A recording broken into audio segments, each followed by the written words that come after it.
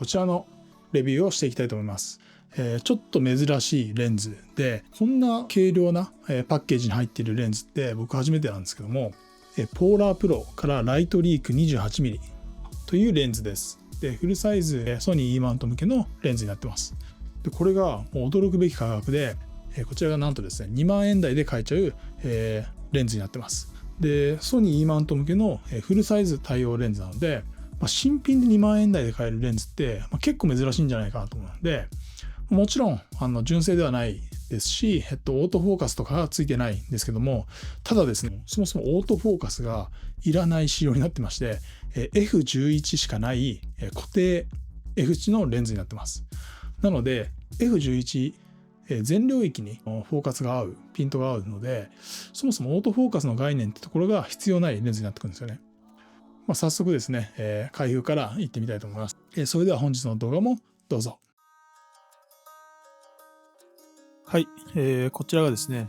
パッケージの見た目ですね。裏側にとか、28mm っていう記載がありますと。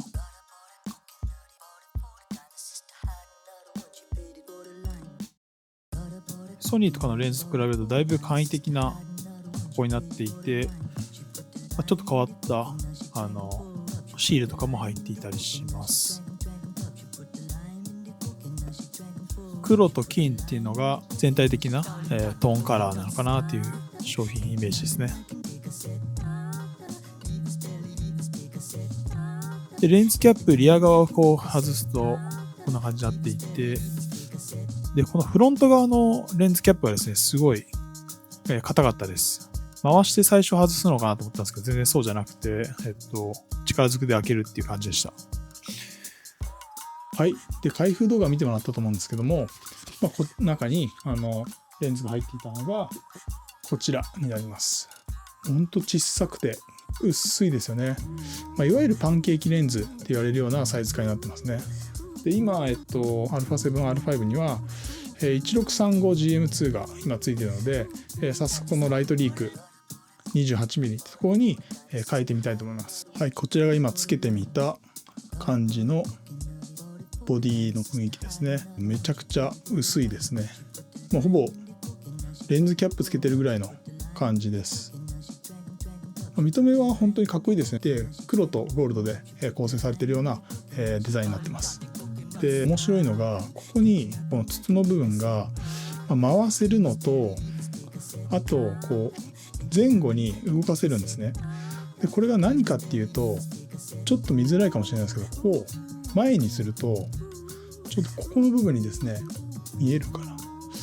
ここの部分が光を、名前の通りライトリークっていう光をここからあえて入れさせるよっていうレンズになってます。なのでこう撮影してて、このレンズの縁の部分をくるっと回しながら前後にこう動かしたりしてですね、自分の好きな加減で光を取り込んで、わざと絵を光漏れみたいな表現にできるっていうレンズです。なので本当に高精細で、後から編集でできるような処理は今世の中いっぱいあると思うんですけども、これはわざともう撮影段階から光漏れを入れて、光の入れ方で、ちょっとフィルムっぽい写真をしっかり作るっていうレンズになってます。面白いですよね。で、今回の、僕が購入したのは 28mm なんですけども、他にですね 16mm と 28mm と、50mm っていう3つのラインナップがあるようです。で、個人的には、28mm っていう焦点距離が、一番使いやすいかなと思ったので、今回 28mm 購入してるんですけども、50mm に至っては、やっぱり焦点距離の問題でレンズのボディってところがもう少し長さがあるレンズサイズになっておりました。で、面白いのがそのメーカーのサイトとか販売サイトとか見ても、あんまりグラム数とかサイズ感とか書いてないんですよね。で、今回せっかく買ったのでグラム数とかも測ってみようと思います。グラム数測ってみたんですけども 132g でした。めちゃめちゃ軽いですよね。で、メーカーの説明とかにも、パンケーキレンズなんでレンズキャップ代わりにもどうぞみたいな感じ書いてあったんですけども、確かにそれぐらい、軽くて気軽につけられるなと思いました。ただレンズキャップ代わりとして使うには2万円は高いかなっていう感じがしますけどね。で早速ライトリークっていう、その光を入れさせた、フィルムっぽいノスタルジックな撮影ができるっていう、撮影をどんな感じになるかってところを、撮ってみたいと思いますので、作例をどうぞ。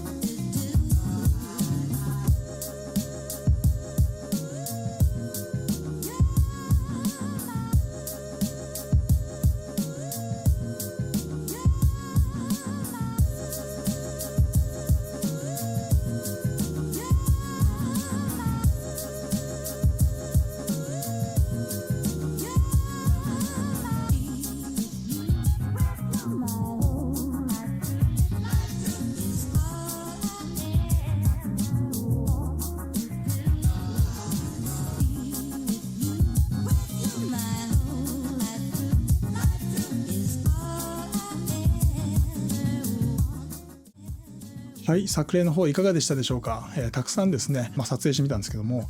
なんか意外としっかり綺麗に撮れるなっていうのが正直なところでした。もともと2万円で、とにかくソフトなノスタルジックな写りっていう説明を聞いてたので、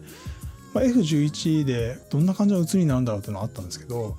思ったよりしっかり写って面白いレンズだなと思いました。でやっぱりこの手のこう撮りながらこう回して光をいかに取り込むかってところをいろいろ調整自分でして試せるので、それが面白くて、普通のなんていうんですかね、オートフォーカス対応の最新機種のレンズみたいなのとは全然違うので、それが新鮮でした。でライトリークなんでやっぱりその光量が多い場所で撮影しないとこの醍醐味は味わえないなっていうのがありました。なので例えば夜のシーンとか、今ここでちょっと試してみるんですけども、室内とかでもこうやって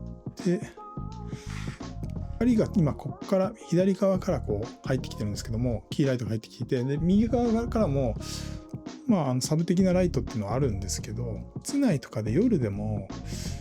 光源がしっかりある場合は面白い絵が撮れますね。今回のこのレンズの特徴が、F11 固定っていうので、とにかく F 値を変えられないよっていうのと、あとフォーカスも、もう固定なんですよね。固定で、全領域です。1メートル先から、無限遠までが、常にピークなっててピントが合いますよって状態なので、逆に言うと今カメラまでの距離が50センチ以下なんで、ちょっと今の状況だとカメラで撮影ってところが難しかったです。ちょっと引いてみて1メートル以上の距離で撮影してみたいと思います。光の入り方が変わってくるんで、面白い。なんか紫色になったりとか、全然紫色の光なんてここにはないんですけど、こんな感じになったりとか、こんな感じで光の入り方をですね、本当にいろいろ変えられるので、確かにフィルムライクなめちゃくちゃ面白い写真が撮れますね。めちゃくちゃ薄いんで、レンズ自体が薄くて 132g っていう軽さだったんで、確かになんか旅行とか1枚レンズキャップ代わりにつけていくと、フィルムカメラで現像するのめんどくさいから、これでエモい写真撮りながら、ちゃんとした思い出作りには純正のレンズだったりとか、シグマとかタムロンのズームレンズだったりとか単焦点を持っていくっていうのが意外とありかもしれないですね。ではこれは確かにあんまりミラーレスで苦節用のここまで苦節用な変なレンズってあんまないじゃないですか。なのでこれはありかもしれないですね。なんかいろんなシチュエーションでちょっとこれ試したくなりますね。フィルターで今あってエフェクトでいくらでもできるじゃないですか。それがいわゆる後付けのポスト処理みたいな感じになってくると思うんですけど、これはもう撮影段階からあるんで、なんかちょっともうその場でしか撮れないような、その時の光の具合でしか撮れないような写真が撮れるので、ちょっと特別感があってエモい感じがするなっていうのはありますね。でしかもこれが2万円台なんで、いろんなズームレンズとか単焦点レンズ買ってちょっと飽きてきた方はおすすめかもしれないですね。で、今、日本の正規代理店みたいなネットショップがあるんですけど、そこで見てみると、残り8個、28mm の単焦点レンズ、このライトリーク 28mm については残り8個と書いてあったんで、意外とそんなに在庫がある感じでもなさそうなんで、興味ある方はちょっと早めに購入されることをお勧めいたします。で、僕は 28mm を買ってるんですけども、F11 固定なんで 50mm とか買っても結局ボケさせることちょっと難しいんじゃないかなと思うんですよね。って考えると 28mm か 16mm みたいなちょっと高額気味で購入しておいた方がいいのかなとは思いました。ちょっと 50mm とかは試してないんで、50mm は 50mm のやっぱ焦点距離の圧縮感とか出てくると思うので、それはそれで面白いと思うんですけどね。今回ですね、ソニー E マウント用のライトリーク 28mm っていうところを購入したんですけども、他にも Z マウントとか RF マウント、あと X マウントってところも用意されているようなので、他のメーカーさんのカメラを使われている方も安心してそれぞれのレンズが購入できるかなと思います。で、ソニー E マウント向けは、レンズフィルター径がですね、ここが 58mm になっていて、少しフィルター径のところが、67mm とかで統一されている方はちょっと工夫が必要なんですけど、おそらくこのレンズにはあんまり、F11 固定ですし ND フィルターとかも使わないかなと思うんで、そんなにフィルター径関係ないかもしれないですけども、保護フィルターとか、つけたい方はその部分ご注意ください。いかがでしたでしょうか。この 28mm ポーラープロライトリークですね、結構気に入りました。レンズって全部結構高級なものが多くて、扱いがちょっと怖くなる体験があるじゃないですか。なんか例えば4つぐらい持っていくってなった時に、全部なんか数十万円するようなレンズとかって持っていた時に、気軽に本当にレンズキャップ代わりに使えるこういうレンズがあると、ちょっと無茶してもいいレンズとしてありがたいですよね。はい、本日の動画もいかがでしたでしょうか。今後もですね、カメラに関するガジェットレビューであったりとか、レンズ紹介などもどんどん上げていく予定なので、皆さんぜひチャンネル登録とコメントであったりとか、いいねボタンの方をぜひよろしくお願いします。で、今回2万円台のレンズを紹介したんですけども、実はもう一つですね、2万円台のレンズを購入してまして、そちらのレビュー動画も近日公開したいなと思っていますので、